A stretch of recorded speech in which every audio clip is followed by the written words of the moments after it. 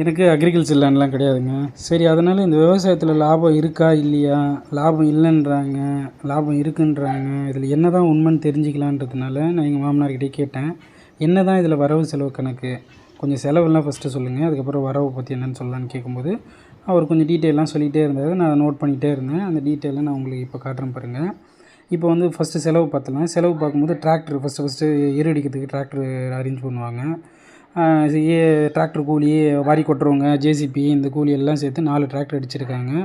ஒரு டிராக்டருக்கு அப்ராக்சிமேட்டாக ரூ. 1900 செலவாயிருக்கு. அப்போ 4 டிராக்டர்னால் ரூ. 7600 செலவாயிருக்கு. அப்புறம் வந்து ஏர் ஓட்டுவாங்க, ஏர் உழுவாங்கல்ல, ஏர் உழுறது சால் கணக்கு சொல்லுவாங்க. முதல் சால், 2வது சால், 3வது சால்னு சொல்லுவாங்க. சாலுக்கு ரூ. 1500. 3 சால் ஓட்டினீங்கன்னா பூ மாதிரி ஆகிடும் மண். ரொம்ப நல்லது, ரொம்ப தண்ணி தேக்கி வைக்கும். அதனால் 3 சால் அடிப்பாங்க. சாலுக்கு ரூ. 1500, 4500 இருக்குங்க. அப்புறம் அண்டை வெட்டுவாங்க, அது ஒரு ரூ. 1000 இருக்குது. அண்டை வெட்டுறதுனா என்னென்ட்டுன்னு விவசாயம் பண்ணுறவங்களுக்கு தெரியும்னு நினைக்கிறேன். அப்புறம் பெரம்பு ஓட்டுவாங்க, பெரம்பு ஓட்டு ஒரு ரூ. 1000 இருக்குது. அப்புறம் விதை நெல்லுக்கு ஒரு ரூ. 1200 செலவு பண்ணியிருக்காரு. அப்புறம் விதை நெல்லை வந்து ட்ரம் ஃபீடரில் தான் எடுக்கிறாங்க. இப்போ எங்கேங்க நடவு நேரத்துக்குலாம் ஆளே கிடைக்க மாட்டேங்கிறாங்க. எல்லாம் 100 நாள் வேலைக்கு போயிடுறாங்க. அப்புறம் கொஞ்சம் நல்லா ஃப்ரீயாக இருக்கிற வேலைக்கு போயிடுறாங்க. இந்த வேலைக்கு யாரும் வரமாட்றாங்க கூலி கம்மின்றதுனால. அப்புறம் விதை நெல் இழுக்கிறதுக்கு கூலியோடு சேர்த்து ஒரு ரூ. 1500 இருக்குங்க. அப்புறம் வந்து இந்த களைக்கொல்லி, மேல் உரம் இதெல்லாம் போடுவாங்க. 10வது நாள் களைக்கொல்லிக்கு ஒரு ரூ. 700 இருக்குது. அப்புறம் முதல் மேல் உரம் அது வந்து 5லேருந்து 20 நாளில் போடுவாங்க, ரூ. 3450 இருக்குது. 2வது மேல் உரம் 45வது நாளில் போடுவாங்க, அது ஒரு ரூ. 1700 இருக்குது. அப்புறம் வந்து பூச்சிக்கொல்லி போடுவாங்க 60வது நாள், இல்லைன்னா பூச்சி நிறைய இறங்கிடுங்க. அந்த 60 நாள் பூச்சிக்கொல்லிக்கு ஒரு ரூ. 1700 செலவாயிருக்கு.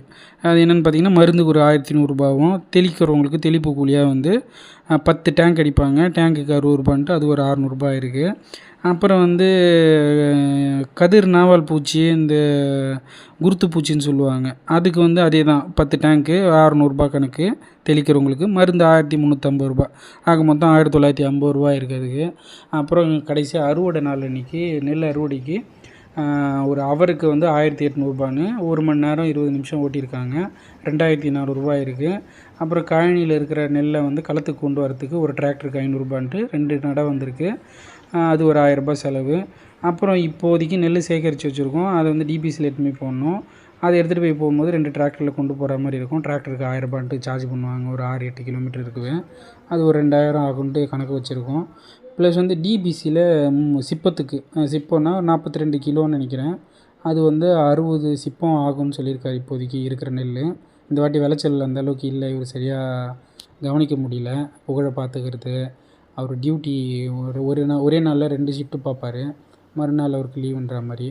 இது வந்து அவரால் பெருசாக கவனிக்க முடியல, கொஞ்சம் வயசாகவே. ஸோ வந்து அவர் 60 சிப்பம் தான் வரும்னு சொல்லியிருக்காரு.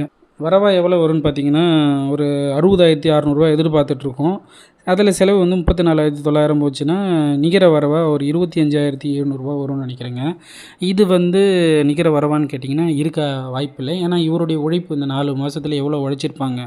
போய் விதை நெல் எடுத்துகிட்டு வர்றது, ப்ளஸ் வந்து இதுக்காகவே வந்து ரொம்ப எஃபர்ட்டு போடுறது, களை பறிக்கிறது இவங்களே தான் பண்ணிப்பாங்க. ப்ளஸ் மேல் உரம் போடுறதெல்லாம் இவங்களே தான் கொஞ்சம் கொஞ்சமாக மருந்து கொட்டி அன்னக்கூடல எடுத்துகிட்டு போயிட்டு ஃபுல் கழனிக்கும் போட்டுட்டு வரணும். அறிவியலாளர்கள்லாம் அதாங்க சொல்லியிருக்காங்க, விவசாயன்றது பருவமழையோட சூதாட்டமாக. அதிக மழை பெஞ்சாலும் பிரச்சனை, அதிகமான வெயில் அடித்தாலும் பிரச்சனை, அதிகமான பனிப்பொழிவாக இருந்தாலும் பிரச்சனை. எல்லாமே அளவாக இருந்தால் தாங்க விவசாயத்துக்கு நல்லதாக இருக்கும். எனவே என்னோடய முடிவு என்னென்னு பார்த்தீங்கன்னா, நம்ம முன்னோர்கள் சொன்ன மாதிரி தாங்க, உழைச்சவன் கணக்கு பார்த்தானா உழைக்கு கூட லாபம் இருக்காதுன்னு சொல்லுவாங்க. உழைக்குன்னா என்னென்னு உங்களுக்கெல்லாம் தெரியுமா என்னென்னு தெரியல. உங்களுடைய முடிவு என்னென்ட்டு நீங்கள் தயவு செஞ்சு கமெண்ட்டில் சொல்லிட்டு போங்க. நன்றி, வணக்கங்க. வேற ஒரு வீடியோவில் பார்க்கலாங்க.